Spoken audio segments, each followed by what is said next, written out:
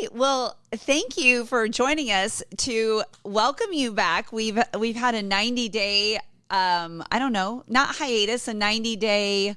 Well, it about drove us crazy, to be perfectly honest, Yes, right? I mean, yes. we're so used to doing, Yes. and it was good for us. Being busy, Yes, like being active, being busy. And so this has been a divine delay. And so we're ready to get going because we know we wrapped up Meet Me in the Penthouse in 2025 and right at New Year's. And so 90 days later, here we are. And we thought, well, just so you know who we are, by the way, I'm Molly Kroeker, my sister, Amy Mosser. We are going to share our stories about who we really are, what makes us, unique. I think the biggest thing is we are sisters. We are 20 months apart. With that, when I got raised by the same parents, raised the same way, yes, but two totally different lives, which I think is what makes us so unique. Yes, and two totally different stories. Yes, and we do have a brother. Our older brother is 6 years older, but Amy and I are 20 months apart, and our kids are days apart. Our first sets, the big ones, we call them the big ones. The big ones are 13 days apart, and the little ones, they're going to forever be known as that. The little ones are 5 weeks apart. So Amy had a girl, I had a boy, and then we flip-flopped. So it honestly, we did not plan it. I swear to you, Amy was a pregnant, you wore maternity dresses. Bridesmaids dresses. Thank you. So she didn't think it. Yes. Three of them in March. And so I thought, well, who would be pregnant? Back then it was, you were not in people's weddings when you were pregnant. You were just asked not to be in them. So, I got married first, all the whole thing. I had a game plan of 5 years and then 3 years between the kids. So, and you're going to hear a little bit about my story and why I am the way I am. So I'll just kind of dive in so we can catch you up to speed on what you've missed out on. But I am a child of a middle child. Let's start there. I am the middle child. Really, that's all you need to know. I am the proud middle child. And, but I really am. Although I probably do identify with a lot of older sibling, but also a lot of middle child things. I'll let you all decide. You guys can decide that throughout this journey. She had fun as a high schooler. Let's just say that. Typical middle child. I literally, yes, I did. I lived life well. And I still do. I still do. But, so a little bit about me. So I have been married, I'm grateful. Number one, grateful for the parents that have raised us. And you're going to hear from our mom. We're going to bring her into the studio because she is a hoot. She is hysterical. She is a riot. So, and there is not a day that goes by that somebody does not text, email, or find us in person and say, we met your mom. Because Molly is just like our mom. She works out 3 hours a day, so she doesn't know a stranger. They attend every single event. My parents do. Husker, everything. And she always makes the big screen. And she always has crazy glasses on. So anyway. Yeah. She's always on. You're going to find her on ESPN, the kids, the grandkids. They screenshot her, all the friends. People from all over the United States literally are like, saw your mom again, and there she is. As if she plays volleyball or women's basketball or soccer or you name the sport. They're not huge football fans. They're not. I mean, not that they're not fans, but they definitely are at everything. And so inside I do. Sports. There are. Yes, I do take after. Well, we both have incredible qualities that our parents gave to us, and that. Number one, that is the power of loving people. We love people, and that's what my parents. That's all what three they of us have done. are woos on the Gallup. Yes, Mom, Molly, I, my daughter, my 26-year-old, we're all number one woos. So win over others. For those people that don't know what that is, you're like woo. Win over others. Winning over others. Yeah. And so, but we love people. We like it is very intense. It is. My kids have always said this, you get on a plane and you never get off the plane without meeting a stranger. So which explains why our podcast is called Meet Me in the Penthouse, because it's energy. We have people tell us all the time, you have the best energy. Yes. And so Meet Me in the Penthouse is energy. It's a mindset. It's a frequency. It's the frequency. So what floor do you want to live on? We've chosen to live in the penthouse. Not how we were raised, but we want to live on the floor of the penthouse. So obviously middle child, we'll start back there, middle child and raised up, athletic, but not like extreme athlete. I mean, we did all the things. We were busy. I mean, back in the 70s, Mom would go to bed on Friday night at 10 o'clock and she'd say, oh, by the way, I signed you up for a race at 6 a.m. To run 3 miles. Which honestly, my self-confidence was zero back then. So I was just worried I'd get last. Yes. I was like, you wouldn't get last because I got last. She got second to last. Yes, exactly. And then I'm like, one day I'm like, well, somebody has to get last. And what if it's you? It's okay. At least you were out there. So yes, grew up with a mom. This is pretty cool the way we grew up. My mom gave up smoking. And granted, she smoked with all of us, and I was the lightest at 8'8". So back then they were like, you might. If you smoked, you had not very heavy babies. Yes, but she had 9-pounders. Yeah, Amy was almost 10 pounds. So she's like, thank God I smoked. So that's where we're coming from, people, is my mom smoked, and then out of the clear blue, when I was 9, she decided to give up smoking and start running that same day. And I remember those blue suede shoes, size 7.5 from Kmart. And I would try them on, and I thought they were the coolest things ever. Like, they obviously were not even, they were a tennis shoe. And that's what she chose to run in. Yes. Yeah. And that was like what she made it to the end of the driveway. I mean, a whole end of the driveway the first day. This is where persistence and resilience comes in, is the next day ran and made it a block. And within a week, she ran to the Liederkranz, which is the nursing home, half a mile down. Grand Island, yes. Down and back in Grand Island, that was a mile. And then my mom started running. Like that was her thing. She ran in the morning, and I was a little girl. I remember that I opened the door one Saturday, because Saturdays are. She got up at 4:30 in the morning to do this run. Yes. And these are long run days. Any runner knows Saturday, you always have a long run day during your week. And so that was theirs. They were all teachers. And I opened up, and there's Officer Cordham from our church, and he has my mom. And it was unsafe for women to be running that early in the morning in Grand Island. This is the 70s. There was no invisible fences. The paper route person scared the death out of you over and over and over, just because you weren't expecting someone out that early in the morning. And of course, it's the 70s, so you weren't going to pick up your phone and dial your friends to let them know, like, I'm not coming, because you'd wake up the whole house. So out she went. Everyone canceled for some odd reason, and she's like, well, I'm still going to get the miles in. I've got a marathon. Yes, my mom ran a marathon. I'm going to just run a marathon. And this is when women weren't running. This is the 70s still. So there he is with my mom, and we just laughed about it. But the thing is, she went on to create Grand Island Joggers, GI Joggers, and it was a community. And that was what we really saw growing up right away, is we would travel to her races, 10K races, and watch her. And again, she wasn't winning them. She was darn near the end. I mean, there was nothing impressive other than she said that, what she said she would do, she did. I mean, and she was resilient. And we did. We saw our parents make decisions quickly. They persisted. They are resilient as hell. And they built communities, which is exactly what Molly and I do. And so we saw that modeled, but I think it's just so neat that we saw that being modeled, but did we even know that did not impress me at the time. I mean, it impressed me that my mom ran, because I will tell you, none of my other friends, none of their moms ran. So that was really cool. That was a cool way to grow up. Fast forward, because I'll let you tell Dad's story a little bit more, I'm in high school. I go on, and I go to Nebraska Wesleyan. I did not want to go there at all. The school was smaller than my high school in Grand Island, and my mom said, if my mom and dad said, if you hate it, because at this point I had seen other schools. I wanted to go where my best friend was going.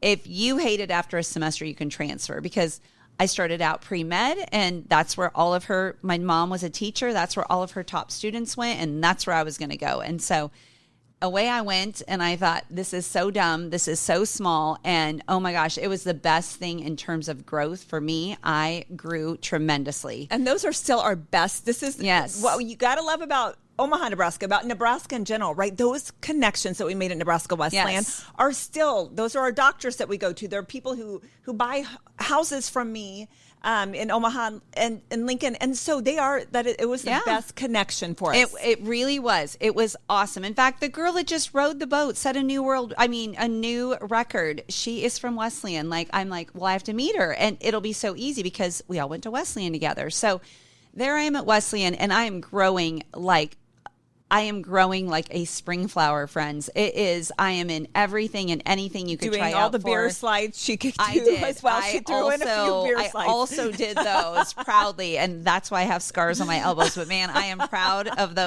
these elbows. But I just had a chance to really lead, and that is so important. We've even said that about our kids, is they didn't choose to go there, but we're like, that is our one parenting mistake. We should have made everyone go to Nebraska. I do have a child that for his 5th year is at Wesleyan. Yes, he is. That is right. We ended up with one there for his final and 5th year, maybe 6th year. We're not sure. He'll be a 30-year-old freshman. Charlie, we love you. But that it just goes to show you, like, that really created a strong community, a sorority. Shocker. I was a social chairman of my sorority. But went on, I think the greatest thing is I knew my instructors so well, and I still, to this day, I still see them, many of them, and they still remember me. We still get together. I mean, I love that about a school that really cares about you. So I flew through Wesleyan, and but that first semester, I was like, well, I don't know. The verdict is still out there. And I met my husband December 2nd. Now, that in itself is the best story ever. It really is a great story. I'm not going to tell that story now, but December 2nd was our first date, 1989, called a sorority party called Partners in Crime. They did it for love. Yes, you were handcuffed to your date. And I don't think today, that probably wouldn't fly in today's world. It would probably be illegal. And you couldn't have the trash can punch in the fraternity anymore either, I assume. No, or the beer slides, for sure not. But grew up in a great time. So fell in love with my husband, and I thought, are you kidding me? Colorado State University? No way. I'm staying here at Nebraska Wesleyan. I just found the man of my dreams, and I have. Grateful again for my parents and my in-laws, both married 62 years, and we're going on 33 years. So I guess God was just like, girl, you need an easy life, so I'm just going to give you the man of your dreams right here at age 18. So feel blessed about that. Went on to sports medicine, physical therapy, a career there, moved away to Iowa. My husband still says it's his favorite time of his life. I'm like, interesting. My whole family's back here, but it was the best time of your life. But he's like, we had to depend on each other. So went there and had an incredible career, found great friends, still travel with those friends 30 years later. I'm so, so grateful.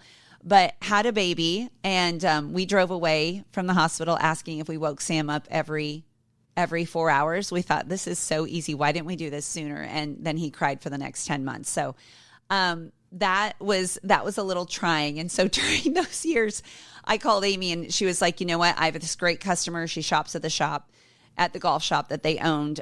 Why don't you interview with her? So long story short, we moved back. We moved back to Lincoln, and we've been raising kids together ever since. So I'm going to cut to Amy before we continue with me. Yes. So again, same parents, same experiences, but I love this because in life, you can experience the same thing, but have a different reaction to it. So I ended up at 21 in a marriage because that's what we did. Yes. Somebody called it something the other day. Oh my gosh. You go to college, you graduate in May, and you get married in August. That's what we all did back then. Yes, I know. In the 90s. So anyway, got married and was a serial entrepreneur. I have not worked for anybody since I was 22 years old. I have been unemployable, as I call it, but it's been 100% faith.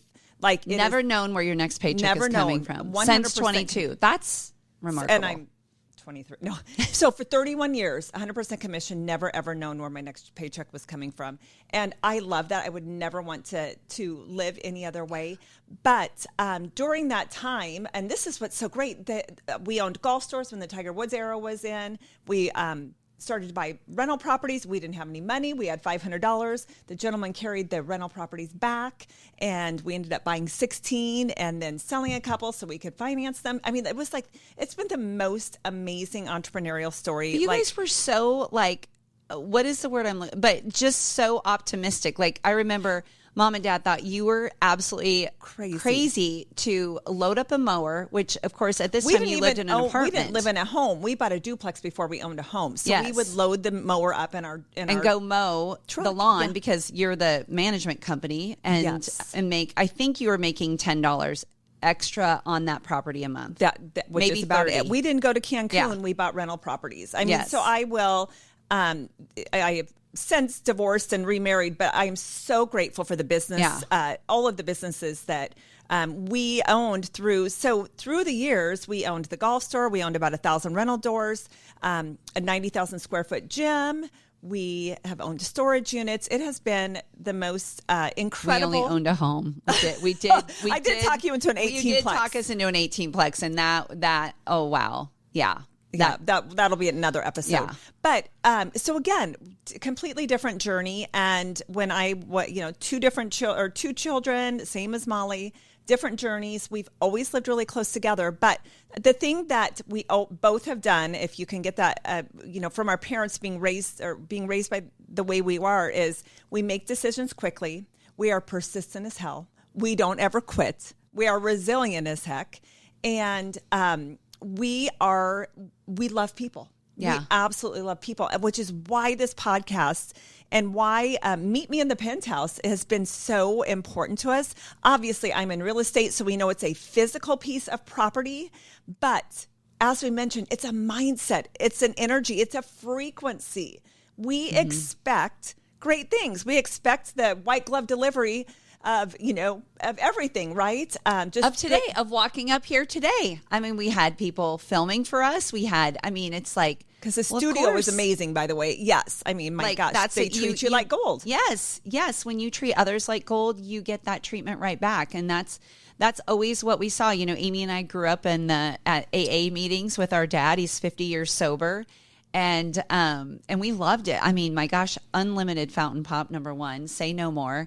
And coffee and cigarettes. Cigarettes. Who doesn't love that? Who doesn't love that? But we saw my dad, we saw him build communities. And so I think that's something that's been in our hearts for a long, long time, something that's been so important to us. And we loved, me coming back from Iowa. I know I went really far away, just down the road to Iowa. She went further than I did. I went from Grand Island to Lincoln to Omaha. But just to be in the community. And I even said that yesterday to somebody. They're like, oh my gosh, I couldn't get into the doctor. I'm so glad that you knew who to get in. And then I walk in, and of course the nurse is from Ashland, Nebraska, where you're from now. And I love that and I said, I am so grateful that we grew up, this is a girl I went to high school with. Amy and I went to high school with. I'm like, I'm so grateful we grew up in Nebraska, because it's just, everyone. It's a small state. You honestly know everyone. Even if they're in Western Nebraska, somebody's uncle that's out there, certainly. So we got to see these communities being built, which is why we're so excited to be a part of this community now. Yes. And it is so important to us, because our parents taught us this, to leave others feeling better than you found them. So to leave others with a feeling of increase, and that is what we want. We want somebody, when we leave, even when we pass by and when we check out at the grocery store, of course, when I sell a home or any of our other businesses, we want people to say, oh my gosh, the whole Maya Angelou thing. Mm-hmm. People will forget what you said, they'll forget what you did, but they'll never forget how you made them feel. And that is what we want. And that's what our parents instilled in us. And that is what we hear nearly every day. Like, your mom, your dad made me feel this way. Mm-hmm. Our dad is 85 and still, like, when I post something on Facebook, when we post, you're beautiful, Amy Margaret, I'm like, who's 85-year-old dad? But that is what they instilled in us. And so that is what you're going to get from us with this podcast. And also, if you're friends with our dad on Facebook, he will comment on everything. He comes with a disclaimer. He will comment on everything.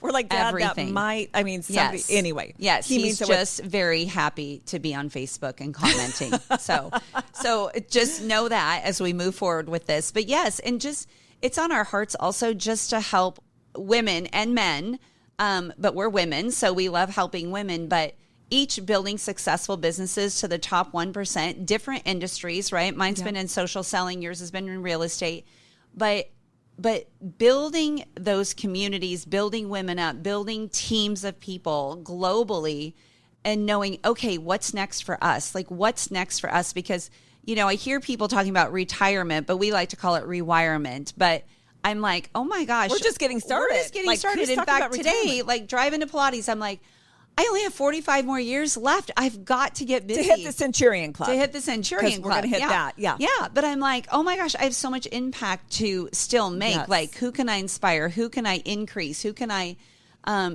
pour into today? And that's something that's so important to us. And that's what we love, is helping women who are like, I'm here. I'm so successful. But now what's for me? Because I don't want to do it the hard way. But I want to just do it like the effortless way. And that's really what we're about, is and teaching that knowing, listening to that knowing. I always, when you ask someone, I remember my broker asked me this, what do you really want, Amy? And nobody had asked us, particularly women. Nobody had ever asked me like, and I thought, well, I don't know what I want. And she said, yes, you do. Yeah. And I'm like, this is what I want. So just to be able to say, what you want, it's that inner knowing, right? We call it, we have a strong faith. We call it God, yes. like what does that feel like? And then instead of playing small, instead of taking care of everybody else, instead of people pleasing or worried about what other people think, really following that tug and stepping out and making a decision, make decision, step out. And we will lock arms with you, because we have locked arms with so many women who have done amazing things. And that's what our priority is on this podcast. Yes. Like, we want you to make the decisions. Make decisions quickly. We always say, like, our mom made the decision to stop smoking. Our dad made the decision to stop drinking. I mean, that was a decision. I'm sure my dad, had he realized, he thought he was just going to a meeting to learn how to drink socially. He had no idea that was going to be his last drink. And I'm like, I wonder if he would have rethought that if he would have known. But praise God. I mean, the probation officer maybe forced him. Yes. I mean, it changed our family's life forever. So decisions do. But it's women, it's especially women. They just get stuck in this pit of disappointing others. What will other people think of me? I'm too old. I don't have a college degree. Yes, I don't. I hear that from some of my friends. Like, well, I don't have a college degree. I'm like, whoever asks about that. I mean, good for you, but some of the most successful people I know in the world do not have a college degree. So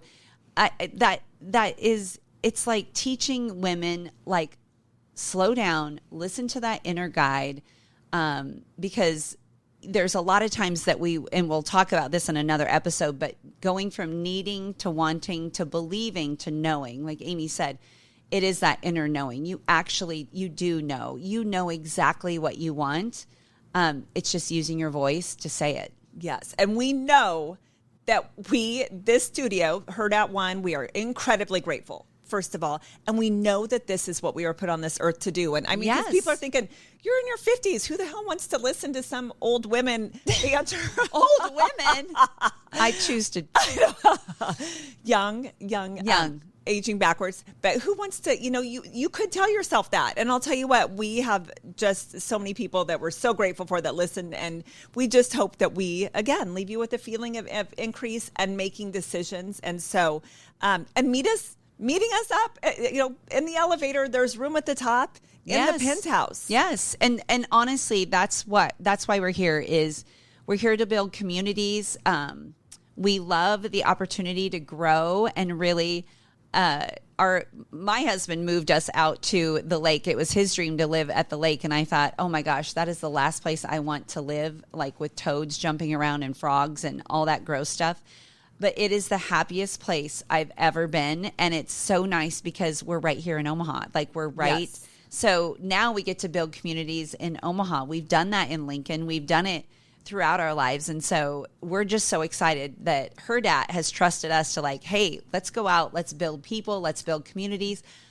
Connection is so important to us. I always say, if you're not a hugger, I apologize right now. I'm going to come at you. And it was cute. The other day I had a friend say, I respect those boundaries. Like, the gal was immediately like, oh, you're a hugger. And I was like, I am, but I respect your boundaries if you're not. But I want my heart to be to your heart, like my heart to your heart. I'm not a sidearm hugger, but you can still come into our community if you're not a hugger. But that's what we want to do. But Molly will lunge at you. Just be prepared. build communities, build women, build people, and let them operate at the frequency. Because what happens if you're living at Penthouse frequency? You attract all these things because you're taking action. Attraction has the word action in it. So what does that mean? We teach women we teach you how to make a decision quickly. Yes. So we look forward to so many more episodes of Meet Me in the Penthouse, and we've got some funny stories too. We'll have you rolling and laughing, like even about the name with what our mom said. Oh yeah, we're going to have her on for that. That one will be a good one. So yes, thank you for joining us. Thanks so much for joining us for another episode of Meet Me in the Penthouse. And we would love to have you follow us at www.sistersnextdoor.com. Anywhere that you listen to your podcast, please feel free to give us 5 stars, because we know you're going to find us fabulous, and pass this along to any friends that you know would enjoy this episode.